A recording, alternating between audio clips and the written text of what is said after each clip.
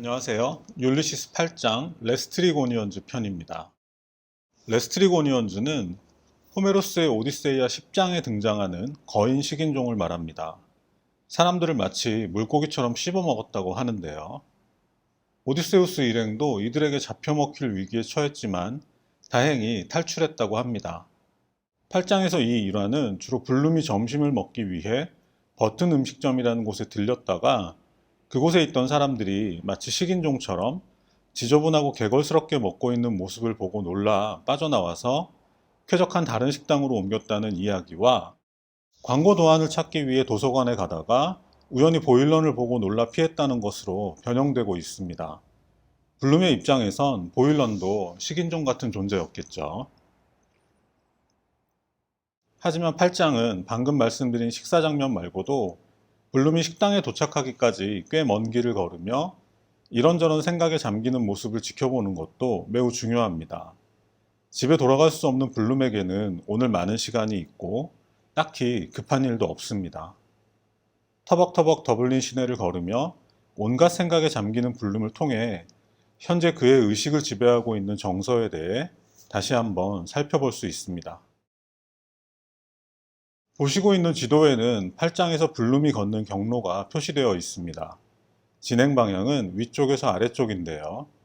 먼저 프리먼즈 저널 신문사가 있던 오코넬가에서 출발해 더블린 시내를 가로지르는 리피강을 건너 데이비 번 식당에서 점심을 먹고 국립도서관에 도착하는 과정입니다. 8장의 종착지인 아일랜드 국립도서관은 국립박물관과 한 건물에 위치하고 있는데요. 블룸은 먼저 박물관에 들려 여신상들을 관찰하고 광고 도안을 찾기 위해 도서관으로 이동할 예정입니다. 자, 이제 블룸의 여정을 쫓아가 보겠습니다. 먼저 블룸은 한 청년으로부터 종교단체의 전단지를 받아들고 거리를 걸어갑니다. 그 전단지에는 양의 피로 죄사함을 받는다거나 구세주가 올 것이다라는 말들이 적혀 있었습니다. 참고로 구세주의 노래는 본문에 엘리야는 다가오고 있다라 적혀 있는데요. 여기서 엘리야는 구약 성서에 등장하는 예언자로 엘리야가 다가오고 있다라는 말은 구세주의 재림을 의미하는 것입니다. 엘리야는 같은 의미로 이 작품에 자주 등장하는데요. 지팡이를 들고 검은 상복을 입은 스티븐의 복장에도 구세주의 재림을 알리는 예언자라는 의미가 담겨 있습니다. 전단지는 모두를 환영한다라는 말로 마무리됩니다. 이 말을 통해 블룸은 세속적 물질주의에 빠져 있는 종교에 대해 생각합니다.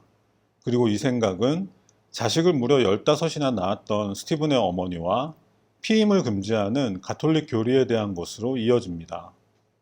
블룸은 신앙심 깊은 아일랜드 가정들이 수많은 아이들을 키우느라 그것 때문에 결국 가난의 늪에 빠져 있는 건 아닌지 의구심을 품는 것이죠. 블룸은 이제 리피강을 가로지르는 오코넬교를 건너갑니다. 전단지를 구겨 강물에 던진 블룸은 노점상 노파에게서 빵을 사서 갈매기들에게 던져주기도 하고 강 위에 정박해 있는 보트에 적힌 광고 문구를 읽기도 합니다. 보트를 통한 광고가 꽤 신선한 착상이라고 생각하던 블룸은 공동변소마다 광고를 붙이던 돌팔이 성병 의사를 떠올립니다. 이 순간 블룸의 머릿속에 떠오른 것은 혹시 보일런이 몰리에게 성병을 옮기지는 않을까 하는 것입니다. 보일런과 몰리에 관한 일을 생각하지 않으려 하지만 소용없는 일인 것 같습니다. 자신도 모르게 확인한 시간은 오후 1시가 지나고 있습니다. 이때 광고판을 맨 샌드위치맨들의 행렬이 지나가는데요. 그것은 맥글레이드 상점의 광고였습니다. 전에 블룸은 그에게 광고 아이디어를 제공한 적이 있었는데 결국 채택되지 못했죠. 이 생각은 전에 수구먼으로 일했던 헨리 상점에 관한 기억으로 이어집니다. 가난한 수녀들에게 돈을 내놓으라고 강요하는 것은 참으로 못할 짓이었습니다. 헨리 상점에 취직했던 해는 블룸과 몰리가 결혼한 해이기도 합니다. 그 후 밀리가 태어났고 아들 루디를 가졌습니다. 길을 걸으며 블룸은 루디를 가졌을 무렵 임신 때문인지 살이 통통하게 올랐던 몰리의 모습과 어린 밀리의 목욕물에서 풍기던 아늑한 냄새를 회상합니다. 블룸에게는 가장 행복했던 시절이었죠. 보트에 적힌 광고 문구에서 시작된 블룸의 의식의 흐름은 결국 몰리가 아들 루디를 가졌던 가장 행복했던 시절에 대한 기억으로 이어집니다. 개인적으로는 이 8장이 마치 신화 속 스핑크스처럼 세상에서 가장 어려운 수수께끼를 풀어보라 말했던 작가의 오만한 선언 뒤에 꼭꼭 숨겨진 예상치 못한 따뜻한 시선이 본격적으로 드러나기 시작하는 부분이 아닌가 싶습니다. 블룸이 행복했던 과거에 대한 기억에 잠겨 있을 때 어떤 부인이 반갑게 인사합니다. 그 부인은 블룸의 옛 애인이었던 데니스 브린 부인인데요. 결혼 전 이름은 조시 파우얼이었습니다. 블룸은 아직 30대 중반밖에 되지 않은 그녀가 매우 초라한 행색인 것에 놀랍니다. 아마도 일종의 정신질환을 앓고 있는 남편 때문인 것 같은데요. 지금도 누군가에게서 협박 편지를 받고 편지 보낸 사람을 찾아 고소하겠다며 법률사무소를 쫓아다니는 남편과 함께인 것 같습니다. 남편을 따라 황급히 블룸 곁을 떠나는 그녀를 보며 예전에 아름다웠던 커다란 눈망울을 기억하는 블룸의 모습이 인상적인 장면이었습니다. 데니스 브린 부인과의 대화를 마친 블룸은 이제 아이리시 타임즈 신문사 앞을 지나고 있습니다. 아이리시 타임즈는 주로 개인 광고나 작고 소소한 기사들을 다루는 매체였던 것 같습니다. 블룸이 마사와 편지를 주고받게 된 것도 이 신문을 통해서였는데요. 얼마 전 그는 이 신문에 글 쓰는 신사를 돕기 위한 스마트한 숙녀 타이피스트를 구한다는 광고를 올렸고 무려 44통의 답장을 받았습니다. 타이피스트를 구한다는 광고가 어떻게 펜팔로 연결되는지는 모르겠지만 어쨌든 그 광고를 통해 마사와의 교류가 시작된 것이죠. 어쩌면 지금도 다른 답장이 도착해 있는지 모르겠습니다. 하지만 블룸은 이 상황을 약간 귀찮게 여기는 것 같은데요. 아마도 블룸은 다른 여인을 만나기 위해서라기보다는 광고를 내고 그것의 반응을 즐기는 것 자체에 대한 호기심이 더 컸던 것 같습니다. 계속해서 블룸은 조금 전 브린 부인에게 들었던 가련한 퓨어포이 부인에 대해 생각합니다. 퓨어포이 부인에게는 이미 9명의 자식이 있었는데 또다시 출산 때문에 산부인과에 입원해 있다는 얘기였고요. 이번에는 특히 난산 때문에 며칠째 고통받고 있다는 내용이었습니다. 이 생각은 종교적 신념 때문에 출산을 멈추지 못하는 여인들이나 또 어려운 환경에서 자라야 하는 아이들을 위해 국가가 적극적으로 나서야 한다는 생각으로 이어지게 되고요. 한편으론 14장 태양신의 황소들 편에서 블룸이 퓨어포이 부인을 위로하기 위해 산부인과를 찾았다가 이미 그곳에서 술을 마시고 있던 스티븐 일행과 본격적으로 합류하는 계기가 되기도 합니다. 아일랜드 의사당에는 비둘기들이 날고 있습니다. 당시 비둘기들이 신사들 모자에 실례를 하는 경우가 종종 있었던지 그들을 보며 블룸은 그것이 비둘기들의 식사 후 여가 생활일 거라 생각합니다. 이와 몹시 유사한 얘기가 버지니아 울프의 델러웨이 부인에 등장하기도 하는데요. 같은 시대를 살았던 동갑내기 두 작가의 시선이 잠깐 겹치는 것 같아서 흥미로운 장면이기도 합니다. 참고로 델러웨이 부인은 이 작품이 나오고 3년 후인 1925년 발표되었습니다. 물론 버지니아 울프도 이 작품을 읽었는데 그다지 좋은 평가는 하지 않았다고 합니다. 자의식 과잉이라는 표현이 기억나네요. 의사당 앞으로 한 무리의 경찰들이 순찰을 돌고 있습니다. 이 모습을 보며 블룸은 5년 전인 1899년 보어전쟁 반대 시위에 참여했던 기억을 떠올립니다. 의식의 흐름은 시공간의 제약을 받지 않고 자유롭게 뻗어나가죠. 참고로 보어전쟁은 당시 대영 제국이 남아프리카에서의 이권을 위해 벌인 전쟁이었고 많은 아일랜드인들이 제국주의에 반대하는 시위를 벌이고 또 영국과 싸우기 위해 직접 참전했다고 합니다. 사진은 당시 참전했던 아일랜드 군인들의 모습입니다. 오후 1시를 지나고 있는 지금은 하루 중 가장 활력이 떨어지는 시간인데요. 블룸은 마치 누군가에게 먹혔다가 다시 토해내진 기분이라 느끼며 트리니티 대학 앞을 지나고 있습니다. 이때 블룸은 독립운동 지도자였던 찰스 파넬의 형이자 더블린의 경시총감을 지낸 존 하워드 파넬이 장기를 두기 위해 제과점으로 향하는 모습을 보기도 하고 당시 더블린의 유명한 신비주의자였던 러셀이 어떤 젊은 여인과 함께 걷고 있는 장면도 목격합니다. 천문학에 관심이 많았던 블룸은 광학기구를 판매하는 상점 앞에 멈춰서기도 하고, 전에 하프 공연장이 있던 자리를 지날 때는 전에 그곳에서 있었던 유쾌했던 기억을 떠올리기도 합니다. 이어서 8장에서 가장 중요한 문장이 등장하는데요. 아까 스핑크스 수수께끼 얘기를 하기도 했지만, 만약 이 작품을 읽는 것이 조이스가 던지는 수수께끼를 풀어가는 과정이라면 매우 중요한 단서가 되기도 하는 문장입니다. 먼저 본문을 그대로 읽어보겠습니다. 나는 당시 보다 행복했지. 그렇지만 그게 나였던가? 아니면 지금의 내가 나란 말인가? 나는 그때 28이었어. 그녀는 23. 우리가 서구 롬바드가를 떠날 때 어떤 변화가 일어났지. 루디 사망 뒤로 그것을 다시는 결코 즐길 수가 없었어. 시간을 되돌릴 수는 없지. 손에 물을 쥐는겨. 자네는 옛 시절로 되돌아가고 싶은가? 막 시작했을 당시로? 그러고 싶어? 이제 한 가지 수수께끼가 풀린 것 같죠? 아들 루디가 죽은 후로 블룸은 몰리와 관계를 가질 수 없게 되었다는 것입니다. 이제 몰리가 다른 애인들을 만나고 블룸이 모른 척하는 것도 어느 정도는 이해가 되시죠? 아마 우리 자신도 남들에게는 말하지 못할 사연 몇 개씩은 가지고 있을 텐데요. 작가 조이스는 블룸과 몰리의 관계를 통해 누군가의 말 못할 사연에 대해 함부로 판단하면 안 된다고 말하는 것 같습니다. 어머니의 마지막 부탁을 거절하고 가족과 조국을 버리고 외국으로 떠난 스티븐이나 제임스 조이스 자신에 관한 것도 말이죠. 물론 아직 수수께끼가 다 풀린 것은 아닙니다. 우린 아직 그런 사연이 있음에도 불구하고 왜 블룸과 몰리는 아직까지 서로를 몹시 사랑하는지, 그리고 블룸은 어떻게 스티븐의 정신적인 아버지가 되는지에 대해 알지 못합니다. 이제부터는 그것이 이 책을 끝까지 읽는 주요한 동력이 되죠. 블룸은 이제 비단 가게 앞을 지나고 있습니다. 가게에 진열된 번쩍이는 의상들을 바라보는 블룸의 마음은 복잡하기만 한데요.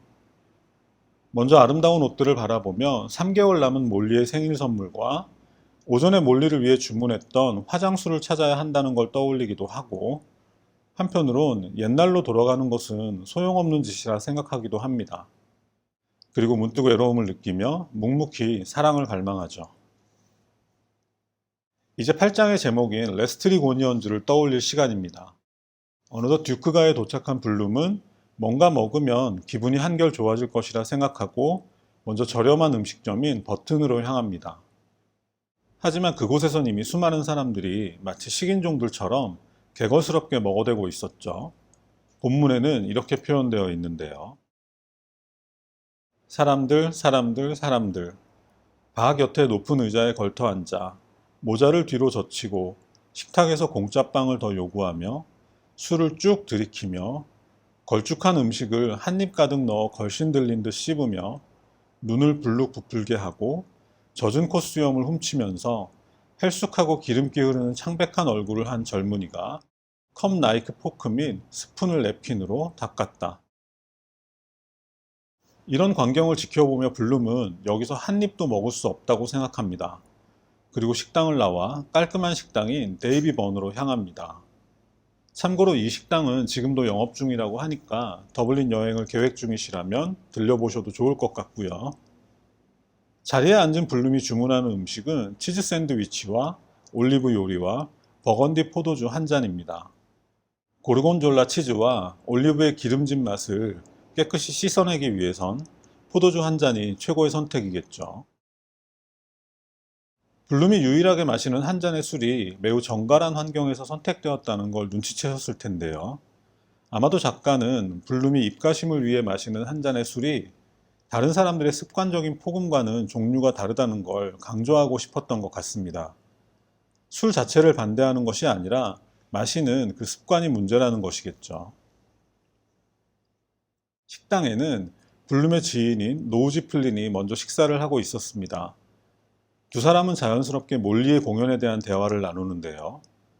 노우지 플린은 럼주를 홀짝거리며 블룸에게 그 공연은 누가 발기하지? 라고 물어봅니다. 원문으로 Who's getting it up이라 쓰여 있는 이 문장은 번역처럼 이중적인 의미가 담겨 있는데요. 노우지 플린의 질문을 들은 블룸의 머릿속에는 당연히 보일런이 떠올랐겠죠. 이 말 때문인지 아니면 샌드위치에 발라진 겨자 때문인지 블룸은 화끈거리는 충격에 휩싸입니다. 고개를 들어 바라본 시계는 2시를 가리키고 있고 4시가 되려면 아직 시간이 있습니다. 포도주가 몹시 필요한 순간이었죠. 이윽고 블룸은 한 모금의 포도주를 마시는데요. 하지만 포도주를 마신 블룸의 머리에 떠오른 것은 몰리에 대한 원망이 아니라 그들이 첫 키스를 나누었던 호우드 언덕에 관한 추억이었습니다. 사냥 한 마리가 느긋하게 걷고 있던 호우드 언덕의 야생 고사리 아래서 그들은 서로를 안고 첫 키스를 나누었습니다. 옛 기억에 잠긴 블룸의 의식은 몰리처럼 아름다운 몸매를 지닌 여신들에 대한 것으로 이어집니다. 벌거벗은 채 도서관 박물관의 둥근 홀에 서 있는 여신상들 말이죠. 그리고 그 조각상들의 성기가 있는지 문득 궁금해합니다. 뭔가 물건을 떨어뜨리는 척 하면서 슬쩍 볼 수 있을지도 모릅니다. 하지만 안타깝게도 이 장면은 스티븐의 친구인 멀리건에게 들키게 되죠. 식사를 마치고 도서관으로 향하는 블룸의 머릿속은 아내의 생일을 위한 실크 패티코트를 사기 위한 계획으로 분주해집니다. 도중에 피아노 조율을 하는 시각장애인 소년의 길 안내를 도와주기도 하고 오늘 저녁 아일랜드 총독이 참석할 예정인 자선바자회 플래카드를 보기도 합니다. 그런데 그때 마침 밀짚 모자를 쓴 보일런의 모습이 보이고 깜짝 놀란 블룸은 그를 피해 도서관 안으로 들어갑니다. 떨리는 심장을 가라앉히며 블룸은 아내를 위한 레몬 비누를 주머니를 더듬어 찾고 그리고 안도하면서 팔짱은 마무리되는데요. 아내의 애인을 피해 숨으며 한편으론 아내를 위한 선물을 찾는 그의 심정이 이제는 조금씩 이해되는 것 같기도 하고 한편으론 보일런을 피해 안전한 장소로 숨는 블룸의 모습을 통해 식인종을 피하는 오디세우스의 모습을 다시 한번 재현한 것 아닌가 하는 생각도 하게 되었습니다. 8장은 프리먼즈 저널 신문사에서 나와 더블린 시내를 정처 없이 걷는 블룸의 모습과 블룸의 정갈한 식사 장면, 그리고 우연히 마주친 보일런을 피해 도서관으로 숨는 과정으로 구성되어 있습니다. 개인적으로 8장의 주요한 감상은 끊임없이 시간을 확인하는 블룸을 통해 그가 몰리와 보일런의 만남에 내적으로 얼마나 신경 쓰고 있는지, 하지만 그 모든 생각들이 결국엔 몰리에 대한 깊은 사랑을 반증하는 결과로 이어진다는 것이 놀랍다는 것입니다. 이제 블룸이 몰리를 얼마나 사랑하는지 눈치채셨을 텐데요. 그럼 몰리는 블룸을 진심으로 사랑하는지, 사랑한다면 왜 그런 건지 궁금해지는 분들이 계실 것 같습니다. 블룸에 대한 몰리의 사랑 얘기는 이 작품의 에필로그이자 마지막 장인 18장 페넬로페 편에서 길고 자세하게 다뤄질 예정입니다. 다음 시간은 9장 스킬라와 카립디스 편입니다. 율리시스 중에서도 가장 어렵기로 유명하고 그래서 더 알고 싶어지는 장이기도 한데요. 9장에서는 국립도서관에서 이루어지는 스티븐의 햄릿에 대한 논증을 통해서 스티븐을 햄릿 왕자에, 그리고 블룸을 햄릿 왕에, 마지막으로 몰리를 햄릿의 어머니인 거트루드 왕비에 비유해 그들 간의 관계를 설명하는 작가의 천재적인 모습을 만나보실 수 있습니다. 미리 읽어보시면 더 도움이 되겠죠. 오늘은 여기까지 하겠습니다. 감사합니다.